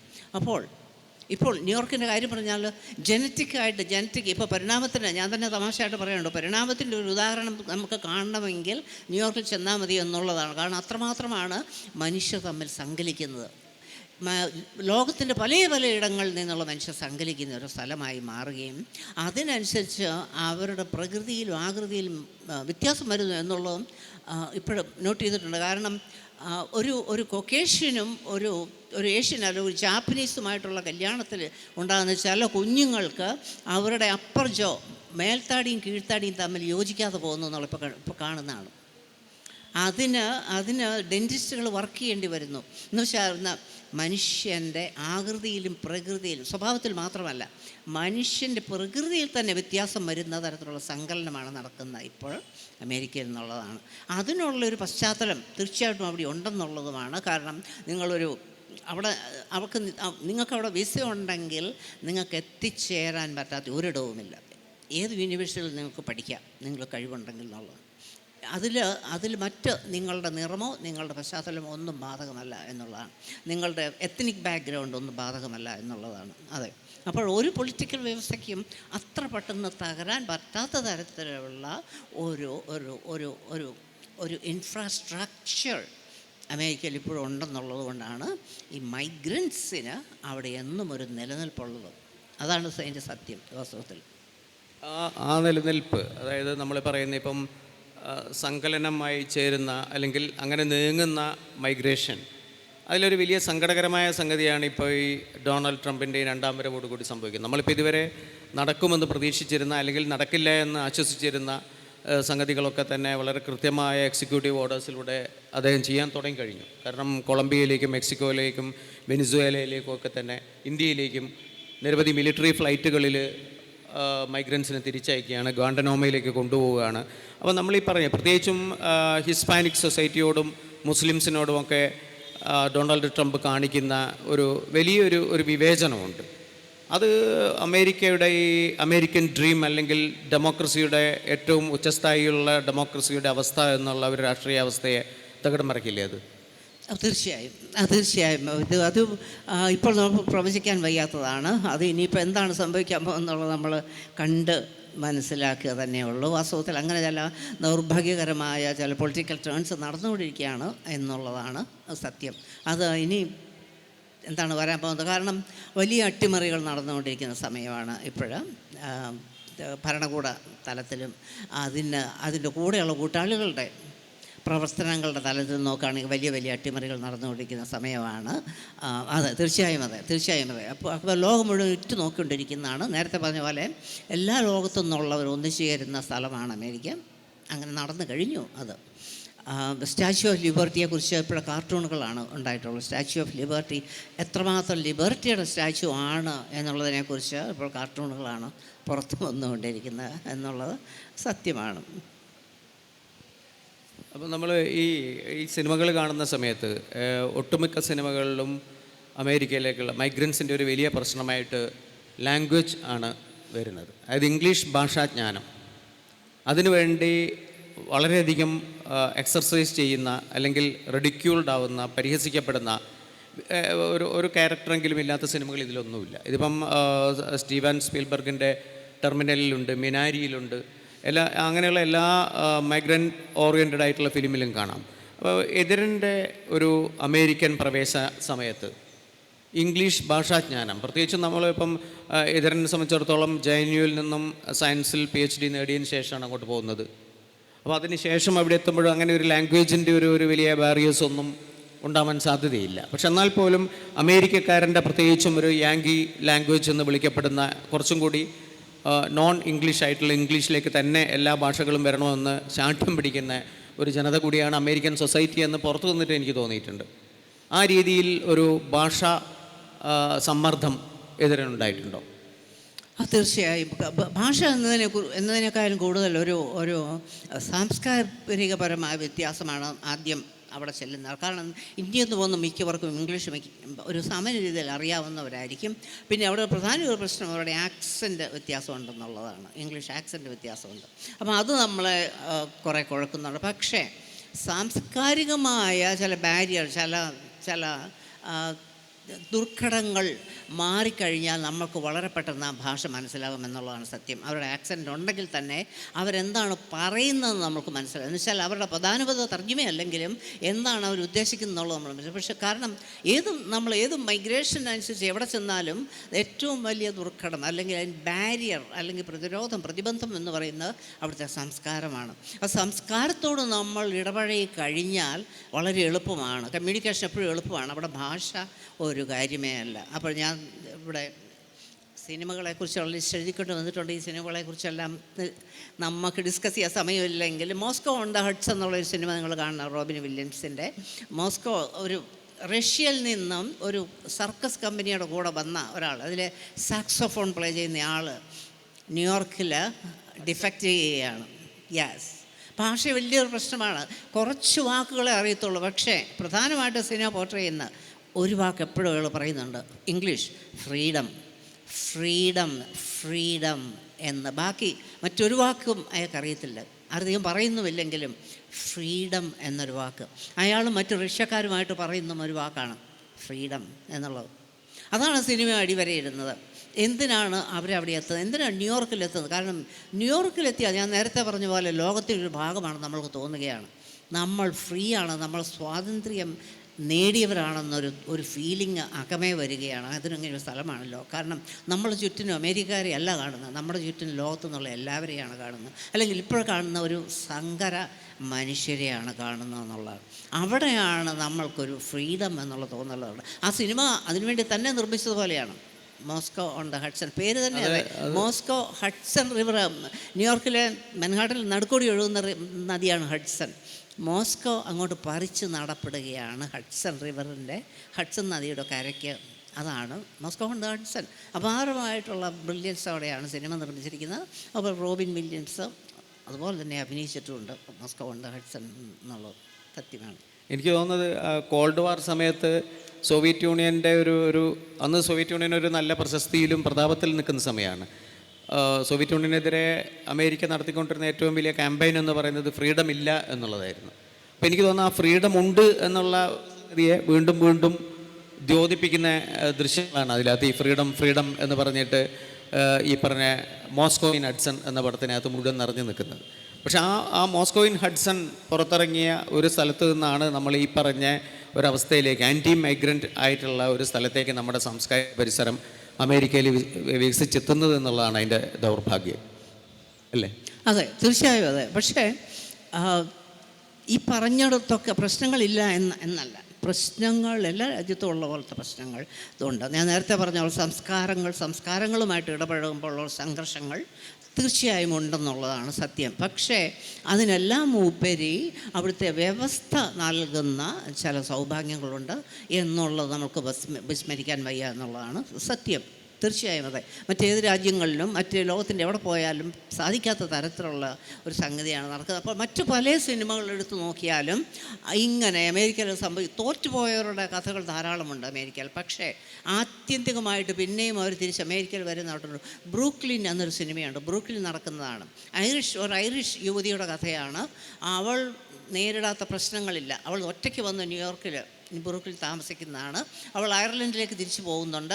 അതിനിടയ്ക്ക് അവൾക്കൊരു പ്രണയമുണ്ട്, ഒരു വിവാഹമുണ്ട്, പലതും നടക്കുന്നു. വീട്ടിൽ അയർലൻഡിൽ അവളുടെ ബന്ധുക്കാർ മരിച്ചു പോകുന്നു. പക്ഷേ ആത്യന്തികമായിട്ട് എല്ലാ പ്രശ്നങ്ങളുമുള്ള ബ്രൂക്ലിനിലേക്ക് അവൾ തിരിച്ചു വരുന്നു. അത് കപ്പൽ കയറി പണ്ട് നടന്ന കഥയാണ്. തിരിച്ചു വരുന്നത് ഒരു ശുഭോദർക്കമായ ഒരു സീനോടെയാണ് സിനിമ അവസാനിക്കുന്നത്. ഇതും അമേരിക്കക്കാരുണ്ടാക്കിയ സിനിമ ആയിരിക്കണം നിർബന്ധമില്ല എന്നുള്ളതാണ്. അമേരിക്കക്കാരല്ലാത്തവരും നിർമ്മിക്കുന്ന സിനിമയുടെ ഒരു ചെറിയ ഒരു രചതരേഖ എന്ന് നമ്മൾ പറയുന്നത് അതിനകത്ത് കാണാം. എന്തുകൊണ്ട് ബ്രൂക്ലിനിലേക്ക് ഈ ഐറിഷ് സ്ത്രീ തിരിച്ചു വരുന്നു എന്നുള്ളത് കൃത്യമായിട്ട് അടയാളപ്പെടുത്തിയിട്ടുണ്ട് ബ്രൂക്ലിൻ എന്നുള്ള സിനിമയിൽ. അപ്പോൾ ഇങ്ങനെയുള്ള അതും സിനിമ എപ്പോഴും ഒരു കൾച്ചറൽ സ്റ്റേറ്റ്മെൻറ്റാണ്, എപ്പോഴും സാംസ്കാരികമായ ഒരു പ്രഖ്യാപനമാണ് എല്ലാ സിനിമകളും. അപ്പോൾ എല്ലാ സിനിമകൾക്കും ഇതുപോലെയൊരു കാര്യങ്ങൾ തോൽവിയാകട്ടെ ജയമാകട്ടെ ഇത്തരം ഒരു കാര്യം ഒരു പോസിറ്റീവായിട്ട് ഋണാത്മകമായിട്ടല്ലാതെ ഒരു കാര്യം പറയാൻ എല്ലാ സിനിമകളും ശ്രമിക്കുന്നുണ്ട് എന്നുള്ളത്. അതുകൊണ്ട് തന്നെയാണ് ഈ വിഷയം ഞാൻ തിരഞ്ഞെടുത്തത് തന്നെ. ഈ ഇമിഗ്രൻസിൻ്റെ കാര്യം പറയുമ്പോൾ നമ്മൾ അതിനെ സാംസ്കാരികമായി അല്ലെങ്കിൽ കലാപരമായി വ്യാഖ്യാനിക്കുമ്പോൾ എന്ത് വ്യാഖ്യാനമാണ് നമ്മൾ കൊടുക്കുന്നത് എന്നുള്ളത്, അതിനെന്ത് വ്യാഖ്യാനമാണ് കൊടുക്കേണ്ടത് എന്നതൊക്കെയാണ് ഇത്തരം സിനിമകൾ പരിശോധിക്കുന്നത്. അതിപ്പോൾ ഏത് സിനിമ എടുത്താലും ഇത്തരം ചില കാര്യങ്ങൾ അതിനകത്ത് കാണാമെന്നുള്ളതാണ് സത്യം. പുതിയ സാങ്കേതിക വിദ്യ, അതായത് നമ്മളിപ്പം നമ്മൾ നേരത്തെ പറഞ്ഞു മൈഗ്രൻസിൻ്റെ അല്ലെങ്കിൽ ഇമിഗ്രേഷൻ്റെ ഒരു എക്സ്പ്രഷൻ്റെ വേ, അല്ലെങ്കിൽ അതിൻ്റെ അതിൻ്റെ ക്രിറ്റിക് എന്നൊക്കെ പറയുന്ന രീതിയിൽ ഒരു സാങ്കേതികമായിട്ട് വികസിക്കുക സിനിമകൾ കൂടെ തന്നെയായിരിക്കും ഇനി വരാൻ പോകുന്നത്. ഇപ്പം പ്രത്യേകിച്ചും ഒരു ഭാഗത്ത് റെഫ്യൂജി ക്രൈസിസ് നടക്കുന്നുണ്ട് യൂറോപ്പിൽ അങ്ങോളം ഇങ്ങോളം. മിഡിൽ ഈസ്റ്റിൽ നടക്കുന്ന മൈഗ്രേഷൻ ഉണ്ട്, ആൻറ്റി മൈഗ്രൻ്റ് ലോസ് ഉണ്ട്. ഇതൊക്കെ കൂടി വരുമ്പോൾ നമുക്ക് നമ്മുടെ ഒരു ആഗോള സിനിമ ചരിത്രത്തിൽ അല്ലെങ്കിൽ സിനിമാ ചിത്രത്തിൽ ഇത്തരത്തിലുള്ള കൃത്യമായ സിനിമകളൊന്നും അതിനുവേണ്ടി മാത്രമായിട്ട്, പ്രത്യേകിച്ചും കേരളത്തിനകത്തുള്ള, ഇപ്പം നേരത്തെ എതിരൻ സൂചിപ്പിച്ചു, കേരളത്തിനകത്തുള്ള അന്യദേശ തൊഴിലാളികൾ എന്ന് വിളിക്കുന്ന വലിയൊരു സമൂഹത്തിൻ്റെ അവരുടെ പ്രശ്നങ്ങൾ, ഇതൊന്നും ശരിക്കും അത്തരത്തിലുള്ള ഒരു ഫിലിമിൻ്റെ ഡോക്യുമെൻ്ററി ആയാലും ശരി, ഫീച്ചർ ഫിലിമിൻ്റെ ആയാലും രൂപത്തിൽ വലിയ രീതിയിൽ ചിത്രീകരിക്കപ്പെട്ടില്ല. അതിൻ്റെയൊക്കെ കാലമാണ് ഇനി വരാൻ പോകുന്നത്. പക്ഷേ എനിക്ക് തോന്നുന്നത് പ്രത്യേകിച്ചും ഇപ്പം മാറി വന്നിരിക്കുന്ന ഗ്ലോബൽ കാലാവസ്ഥയിൽ അത്രയൊന്നും സന്തോഷത്തിന് വക നൽകുന്നതല്ലാത്ത രീതിയിൽ സിനിമാ നിർമ്മാണം ഇത് കേന്ദ്രീകരിച്ചുണ്ടാവുന്ന കാലഘട്ടമായിരിക്കും ഇനി വരാൻ പോകുന്നതെന്നാണ്. തീർച്ചയായും. അപ്പോൾ ഇപ്പോൾ നടക്കുന്ന ഇത്തരം ചലഞ്ചുകൾ അത് എന്നും നടന്നുകൊണ്ടിരുന്ന ചലഞ്ചുകളാണെന്നുള്ളതാണ് സത്യം. ഇത് ഒറ്റപ്പെട്ട സംഭവങ്ങളെ അല്ല എന്നുള്ളതാണ്. പക്ഷേ അതിൻ്റെ ലൊക്കേഷൻ മാറും. ഇപ്പോൾ സിനിമയുടെ ലൊക്കേഷൻ മാറുന്നു എന്നുള്ളതാണ്. അമേരിക്കയിലേക്ക് കുടിയേറിപ്പോയിക്കൊണ്ടിരുന്ന ഇപ്പോഴും കുടിയേറുന്നുണ്ട്. അതുപോലെ മറ്റൊരു സംഭവമാണ് ഇപ്പോഴും കേരളത്തിൽ നടക്കുന്നത് എന്നുള്ളതാണ് ഏറ്റവും കൗതുകകരമായിട്ടുള്ളത്. ഒരു ജനത മുഴുവൻ, അതിപ്പോൾ ബംഗ്ലാദേശിൽ നിന്നാകട്ടെ, ബംഗാളിൽ നിന്നാകട്ടെ, ഒറീസയിലോ ബീഹാറിൽ നിന്നോ ആകട്ടെ, ഒരു ജനത വൻ രീതിയിൽ വന്ന് മറ്റൊരു ജനതയോട് വന്ന് കൂടിച്ചേരുക എന്നുള്ളത് നമ്മൾ തന്നെ കണ്ടുകൊണ്ടിരിക്കുക എന്നുള്ളതാണ്. അത് ഇന്ത്യയിൽ ഇത്ര വ്യാപകമായി നടന്നിട്ടില്ല. പണ്ടുകാലത്ത് ബോംബെയിലേക്ക് മലയാളികൾ പോയിട്ടുണ്ട് ധാരാളം, മദ്രാസിലേക്ക് പോയിട്ടുണ്ട്, ഡൽഹിക്ക് കുറച്ച് പേര് പോയിട്ടുണ്ട്. എന്തുകൊണ്ട് ഡൽഹി എന്നുള്ള നോവൽ എം.മുകുന്ദൻ എഴുതിയെന്ന് നമ്മൾ ആലോചിക്കേണ്ടതാണ് ഈ സമയത്ത്. ഇതൊക്കെ നടന്നിട്ടുണ്ടെങ്കിലും കേരളത്തിലേക്ക്, ഇത്രമാത്രം ജനപ്പെരുപ്പമുള്ള കേരളത്തിലേക്ക് ഒരു ജനത വന്ന് അവിടെ വേരുറപ്പിക്കുന്നു എന്നുള്ളത്. കല്യാണങ്ങൾ ധാരാളം നടക്കുന്നുണ്ട് ഇപ്പോഴിവിടെ. അപ്പോൾ ഞാൻ നേരത്തെ പറഞ്ഞത് എന്താണെന്ന് വെച്ചാൽ, സിനിമകളെക്കുറിച്ച് സംസാരിക്കുമ്പോൾ എന്തുകൊണ്ട് സിനിമകൾ ഉണ്ടാകുന്നില്ല എന്നുള്ളതാണ്. ഇതര സംസ്ഥാന തൊഴിലാളികൾ വരുന്നതിനെക്കുറിച്ച് എന്തുകൊണ്ട് സിനിമകൾ ഉണ്ടാകുന്നില്ല എന്നുള്ളത് അന്വേഷിക്കേണ്ടതാണ്. സിനിമകളിൽ മിക്കവാറും ഒരു തമാശ കഥാപാത്രമായിട്ട് മാത്രമാണ് ഇപ്പോൾ ഇതര സംസ്ഥാന തൊഴിലാളികൾ വരുന്നത്. അങ്ങനെ മാത്രമാണ് അവരെ പോർട്രേ ചെയ്യുന്നത് എന്നുള്ളതാണ്. അങ്ങനെ അല്ലാതെ എന്താണ് ഇവരുടെ സാംസ്കാരികപരമായി ഇവരെ എന്താണ് സംഭാവന ചെയ്യുന്നത്, സംഭാവന ചെയ്യുന്നുണ്ടോ, അല്ലെങ്കിൽ നമ്മുടെ എന്തെങ്കിലും സംസ്കാരത്തെ ഇവർ കവർന്നെടുക്കുന്നുണ്ടോ, എന്തെങ്കിലും ച്യുതികൾ സംഭവിക്കുന്നുണ്ടോ, നമ്മൾ അന്വേഷിക്കുന്നില്ല എന്നുള്ളതാണ്. സിനിമ വഴി നമ്മൾ അന്വേഷിക്കുന്നില്ല എന്നുള്ളത് സത്യമാണ്. നമ്മൾ അതിന് പകരം മറ്റു കാര്യങ്ങൾ അന്വേഷിച്ചു കൊണ്ടിരിക്കുന്നെങ്കിലും യാതൊരു സാങ്കത്യവുമില്ലാതെ മറ്റു കാര്യങ്ങൾ അന്വേഷിക്കുന്നുണ്ടെങ്കിലും ഇത്തരം വലിയൊരു കൾച്ചറൽ ഇമ്പാക്റ്റ് നടന്നുകൊണ്ടിരിക്കുമ്പോൾ നമ്മളതിനെ വിട്ടുകളയുന്നു എന്നുള്ളതാണ് ശ്രദ്ധിക്കപ്പെടേണ്ടത്. തീർച്ചയായിട്ടും അമേരിക്കൻ ഡിവോഷന് കുറച്ച് കൂടുതലാണോ സംസാരത്തിലെന്ന് തോന്നുന്നു. ചോംസ്കിയൊക്കെ പറയുന്നത് ലോകത്തിലൊരു ഫാസിസ്റ്റ് ക്രമം ഉണ്ടാവുകയാണെങ്കിൽ അത് അമേരിക്കയുടെ വ്യവസ്ഥയായിരിക്കും ഭാവിയിൽ സ്വീകരിക്കുക എന്ന് പറയേണ്ടതായിട്ട്. എന്താണ് ആ ഒരു പ്രസ്താവത്തോടുള്ള ഒരു പ്രതികരണം? അല്ല, അത് വളരെ അടുത്ത് തന്നെ നമുക്കറിയാൻ പോവുകയാണ്. 1-2 കൊല്ലത്തിനകം നമ്മളറിയാം.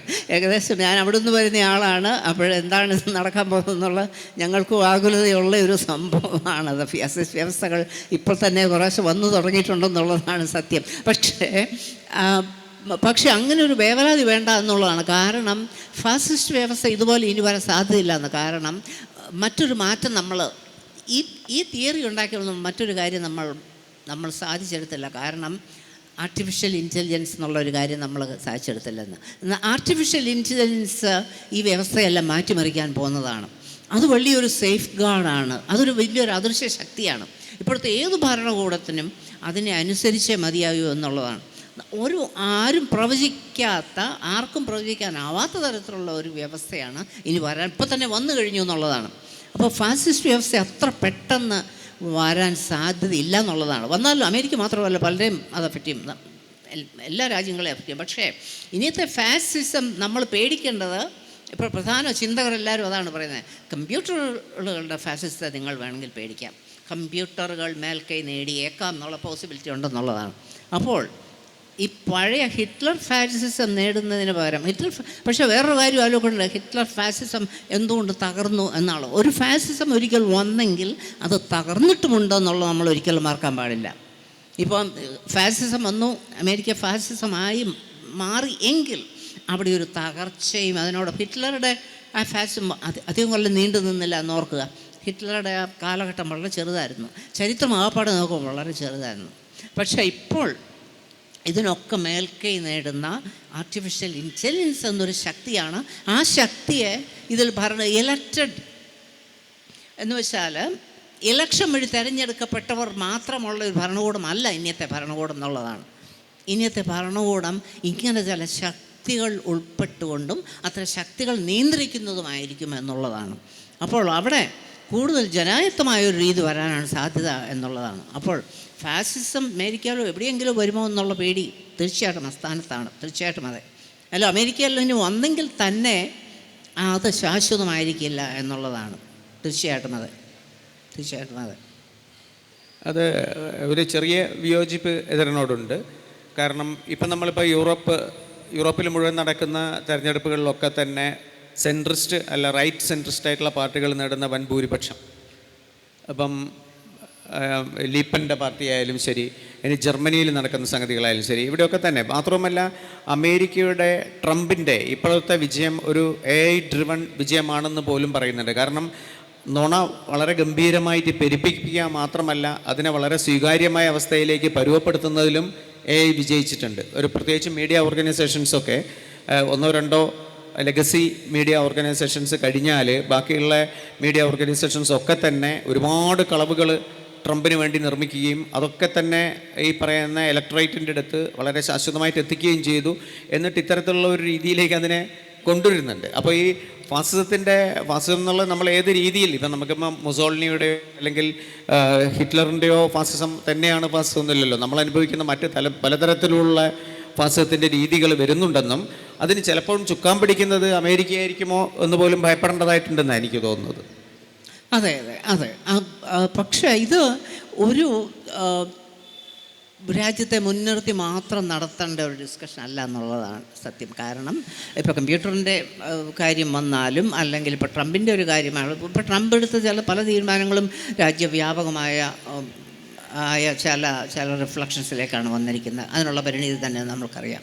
അപ്പോൾ ഇനി മുതൽ പ്രത്യേകിച്ചും AI-യുടെ അതെ, സോഷ്യൽ മീഡിയയിൽ വലിയ ഇൻഫ്ലുവൻസ് ഉണ്ട്. അതിൽ പലതും തെളിയിക്കപ്പെട്ട് കഴിഞ്ഞു. ഇലക്ഷനിൽ ചിലത് നടന്നിട്ടുണ്ട്, ട്രംപിൻ്റെ ഇലക്ഷൻ നടന്നിട്ട് കാണുന്നുള്ളത്. പക്ഷേ ആത്യന്തികമായൊരു വിജയമല്ല എന്നുള്ളതാണ് സത്യം. കാരണം സത്യം എപ്പോഴും അധികം താമസിയാതെ പുറത്തു വരുന്നുള്ളതും സത്യം അതിനെ നേരിടും എന്നുള്ളതുമാണ് ചരിത്രം എപ്പോഴും തെളിയിച്ചിട്ടുള്ളതെന്നുള്ളത്. അതുകൊണ്ട് ഇതിന് ശാശ്വതമായ ഒരു നിലനിൽപ്പുള്ള ഒരു വ്യവസ്ഥ രൂപവൽക്കരിക്കപ്പെടാൻ സാധ്യത കുറവാണെന്നുള്ളതാണ് ലോകത്തെ ചരിത്രം നമ്മളെ പഠിപ്പിക്കുന്നതെന്നുള്ളത്. എന്ന് വെച്ചാൽ ഒരു 10 കൊല്ലത്തെ ചരിത്രമല്ല, നമ്മൾ നെടുനാളത്തെ ചരിത്രം നോക്കുകയാണെങ്കിൽ അങ്ങനെയാണ്. കാരണം ജനാധിപത്യ വ്യവസ്ഥ വന്നു തന്നെ വളരെ അത്ഭുതമാണ്. കാരണം ഒരു ഈവൻ 16-ാം നൂറ്റാണ്ടിൽ പോലും ഡെമോക്രസി എന്നൊരു സിസ്റ്റം വരാൻ പോവുകയാണെന്ന് പറഞ്ഞാൽ ആരും വിശ്വസിക്കുകയില്ലായിരുന്നു. ഇപ്പോൾ എന്താണ് നടന്നത്? അത് കഴിഞ്ഞിട്ട് ഡെമോക്രസി വന്നത്. അപ്പോൾ നമ്മൾക്ക് ചിന്തിക്കാൻ പറ്റാത്തതോ അപരിമേയമായതോ ആയ കാര്യങ്ങൾ വന്നു ഭവിക്കാൻ സാധ്യതയുണ്ട് എന്ന് വെച്ചാൽ ആത്യന്തികമായിട്ട് ഇതാണ് ഭരണകൂടം. എന്തിനാണ് ഭരണകൂടം? വിഭവങ്ങൾ എല്ലാവർക്കും ഒരുപോലെ പ്രാപ്തമാക്കുക എന്നുള്ളതാണ്. അതിനാണ് ഭരണകൂടം. എല്ലാവർക്കും വിശക്കുന്ന വയറുകൾ ഇല്ലാതിരിക്കുക എന്നുള്ളതാണ് പ്രധാനം. അത് കഴിഞ്ഞേ എന്തും വരുന്നുള്ളൂ. അപ്പോൾ ഭരണകൂടത്തിന് റിസോഴ്സസ് കൃത്യമായിട്ട് വീതിക്കാൻ സാധിക്കുന്നു എങ്കിൽ അതുമാത്രം മതി എന്നുള്ളതാണ് വിജയത്തിന്, ഒരു രാജ്യത്തിൻ്റെ അല്ലെങ്കിൽ ലോകത്തിൻ്റെ വിജയത്തിന്. അത് എളുപ്പം സാധിച്ചെടുക്കാവുന്നതാണ്. പ്രത്യേകിച്ച് ഈ കമ്പ്യൂട്ടർ കാലത്ത്, AI കാലത്ത് അത് എളുപ്പം സാധിച്ചെടുക്കാവുന്നതാണ് വാസ്തവത്തിൽ. അപ്പോൾ ഒരു വ്യക്തിയുടെയോ ഒരു കൂട്ടം ആൾക്കാരുടെ നിയന്ത്രണത്തിലല്ലാതെ ഉള്ള ഒരു സംവിധാനം തീർച്ചയായും വരും എന്നുള്ളതാണ്. ഡെമോക്രസി അന്ന് മുതൽ വിജയിച്ചിട്ടുണ്ട് മിക്ക രാജ്യങ്ങളിലും മിക്ക സമയത്തും. അതുകൊണ്ടാണ് ഒരു ശുഭാപ്തി വിശ്വാസം നമ്മൾക്ക് ആവശ്യമായിട്ടുള്ളത് തൽക്കാലം എന്നുള്ളത്. യെസ്, അമേരിക്കയെക്കുറിച്ച് പൂഴ്ത്തി പറയല്ല. ഞാൻ ഏറെക്കാലം അമേരിക്ക ജീവിച്ച ആളാണ്, ഇവിടെ ജീവിച്ചിട്ടുള്ള ആളാണ്. ഒരു പൗരൻ എന്നുള്ള നിലയ്ക്ക് ഏറ്റവും കൂടുതൽ സ്വാസ്ഥ്യം, ഏറ്റവും കൂടുതൽ പ്രൊട്ടക്ഷൻ കിട്ടുന്ന ഒരു സ്ഥലമാണെന്നുള്ള സത്യമാണ്. ഇവിടുത്തെ ഒരു ഓഫീസിൽ നിങ്ങൾ പോയി നോക്കുക. ഇവിടുത്തെ ഒരു ഓഫീസിൽ നിന്ന് കിട്ടുന്ന ഒരു പരിചരണമല്ല അവിടെ ഒരു പൗരൻ എന്നുള്ള നിലയ്ക്ക് ആ പരിചരണമല്ല അവിടെ കിട്ടുന്ന. ഒരു പൗരൻ എന്നുള്ള നിലയ്ക്ക് നിങ്ങൾക്ക് സ്വാസ്ഥ്യം തരുന്ന ഒരു ചുറ്റുപാട് നിങ്ങൾക്ക് ചുറ്റുമുണ്ടെന്നുള്ള സത്യമാണത്. ബാക്കിയെല്ലാം മാറി നിൽക്കട്ടെ, നമ്മൾ ക്യാപിറ്റലിൽ ആരാണ് എന്നും എല്ലാം മാറി നിൽക്കട്ടെ, വൈറ്റ് ഹൗസിൽ ആരാണെന്നുള്ള മാറ്റി. ഒരു പൗരൻ എന്നുള്ള നിലയ്ക്ക് സമൂഹം എങ്ങനെ നിങ്ങളെ സഹായിക്കുന്നു, പ്രൊട്ടക്റ്റ് ചെയ്യുന്നു, നിങ്ങൾക്ക് വിഭവങ്ങൾ അത്യാവശ്യം ജീവിക്കാനുള്ള എങ്ങനെ നിങ്ങൾക്ക് ലഭ്യമാകുന്നു എന്നുള്ളത് ഒരു പ്രധാന കാര്യമാണ്. അത് പക്ഷേ നെടുനാൾ അവിടെ താമസിക്കുമ്പോഴും തിരിച്ചിവിടെ വന്ന് താമസിക്കുമ്പോഴാണത് മനസ്സിലാകുന്ന. ഒരു പൗരൻ എന്നുള്ള. കഴിഞ്ഞ ആഴ്ച പാലായിലെ ഒരു ട്രഷറിയിൽ എനിക്ക് പോകേണ്ടി വന്നു. ഒരിക്കലും എനിക്ക് കിട്ടാത്ത ഒരു അനുഭവമാണ് അവിടുന്ന് വന്നത്. ആ ട്രഷറിയിലുള്ള ഒരു ജോലിക്കാരൻ എന്നോട് പെരുമാറിയതാണ്. ചെറിയൊരു കാര്യത്തിനാണ് പോയത് എൻ്റെ വലിയേട്ടൻ്റെ കൂടെ. ഒരു പൗരന് കിട്ടുന്ന അപ്പോൾ ഇവിടെ വരുമ്പോൾ കമ്പയർ ചെയ്ത് പോവുകയാണ്, അറിയാതെ തന്നെ താരതമ്യപ്പെടുത്തി പോകുന്ന ആളാണ് ഞാൻ. അവിടെ എന്താണ് ഒരു പൗരന്, എന്താണ് നമ്മൾ ഇത്രമാത്രം വിശ്വാസികളായി മാറിയത്? ഇന്ത്യ മൊത്തം ഭരണകൂടത്തിലുള്ള വിശ്വാസക്കുറവ് കൊണ്ടാണ്. ഭരണകൂടം നമ്മളെ സഹായിക്കും എന്നുള്ളത് നമുക്ക് തോന്നൽ വരാത്തത് കൊണ്ടാണ് നമ്മളെല്ലാം ദൈവത്തിൽ അർപ്പിക്കുന്നത്. തീർച്ചയായും അങ്ങനെ ഒരു ഘടകമുണ്ടത്. ഇതൊരു വേറൊരു ഡിസ്കഷൻ വേറൊരു ബസ് പോവുകയാണ്. പക്ഷേ ആ വ്യവസ്ഥകൾ എങ്ങനെ, പൗരന് വേണ്ടി വ്യവസ്ഥകൾ, അത് അമേരിക്ക മാത്രമല്ല മറ്റു പല രാജ്യങ്ങളിലും ഉണ്ട്, പൗരന് വേണ്ടി വ്യവസ്ഥകൾ നിർമ്മിക്കുക എന്നുള്ളത്. അതിനെക്കുറിച്ച് നമ്മൾ ഇനിയും കൂടുതൽ ആലോചിക്കേണ്ടിയിരിക്കുന്നു എന്നുള്ളത് സത്യമാണത്. അതെ, തീർച്ചയായും അതെ. അല്ലാതെ അമേരിക്കയുടെ ഉപ്പും ചോറും തിന്നുന്നതുകൊണ്ട് അമേരിക്ക പുകഴ്ത്തി പറയാന്നുള്ളത് അല്ല. ഞാൻ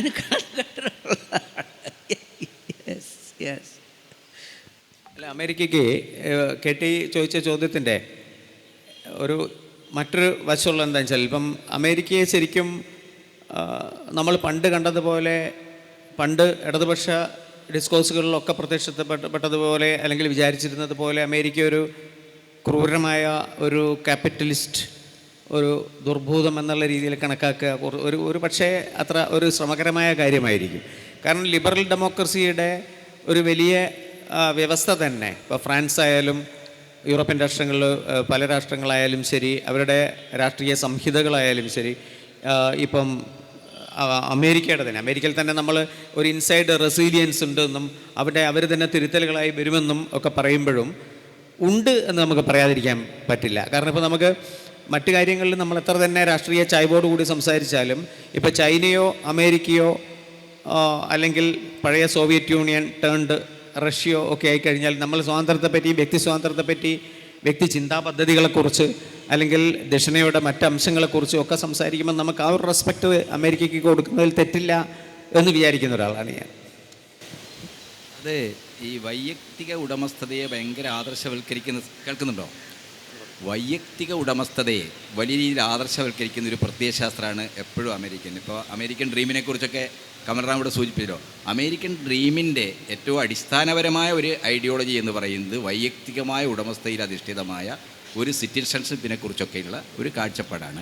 പക്ഷേ അമേരിക്കയിൽ ഇപ്പോൾ എതിരൻ അവിടെ ജീവിച്ച ആളാണ്, ഞാൻ അമേരിക്കയെ വായിക്കുന്ന ഒരാളാണ്, അദ്ദേഹത്തിന് നേരിട്ടറിയായിരിക്കും. പക്ഷേ ഞാൻ വായിച്ച അറിവുകളിൽ ഏറ്റവും കൂടുതൽ വിവേചനം, ഇപ്പം ഈ ഇന്ത്യയിൽ ഈ പശുവിനെ കൊല്ലാൻ പോകുന്ന ആളുകളെപ്പോലെ അവിടെ കറുത്തവരെ ആക്രമിക്കുന്ന ആളുകളുണ്ട്, ടാക്സി ഡ്രൈവറോട് മോശമായി പെരുമാറുന്ന ആളുണ്ട്, LGBT-ക്കാരെ അടിച്ചോടിക്കുന്ന ഇവിടുത്തെ തുടകളിൽ ഒരു ട്രാൻസ് വുമൻ്റെ നമ്മൾ അതിന് സമാനമായ കാര്യം അവിടെ നടക്കുന്നുണ്ട്.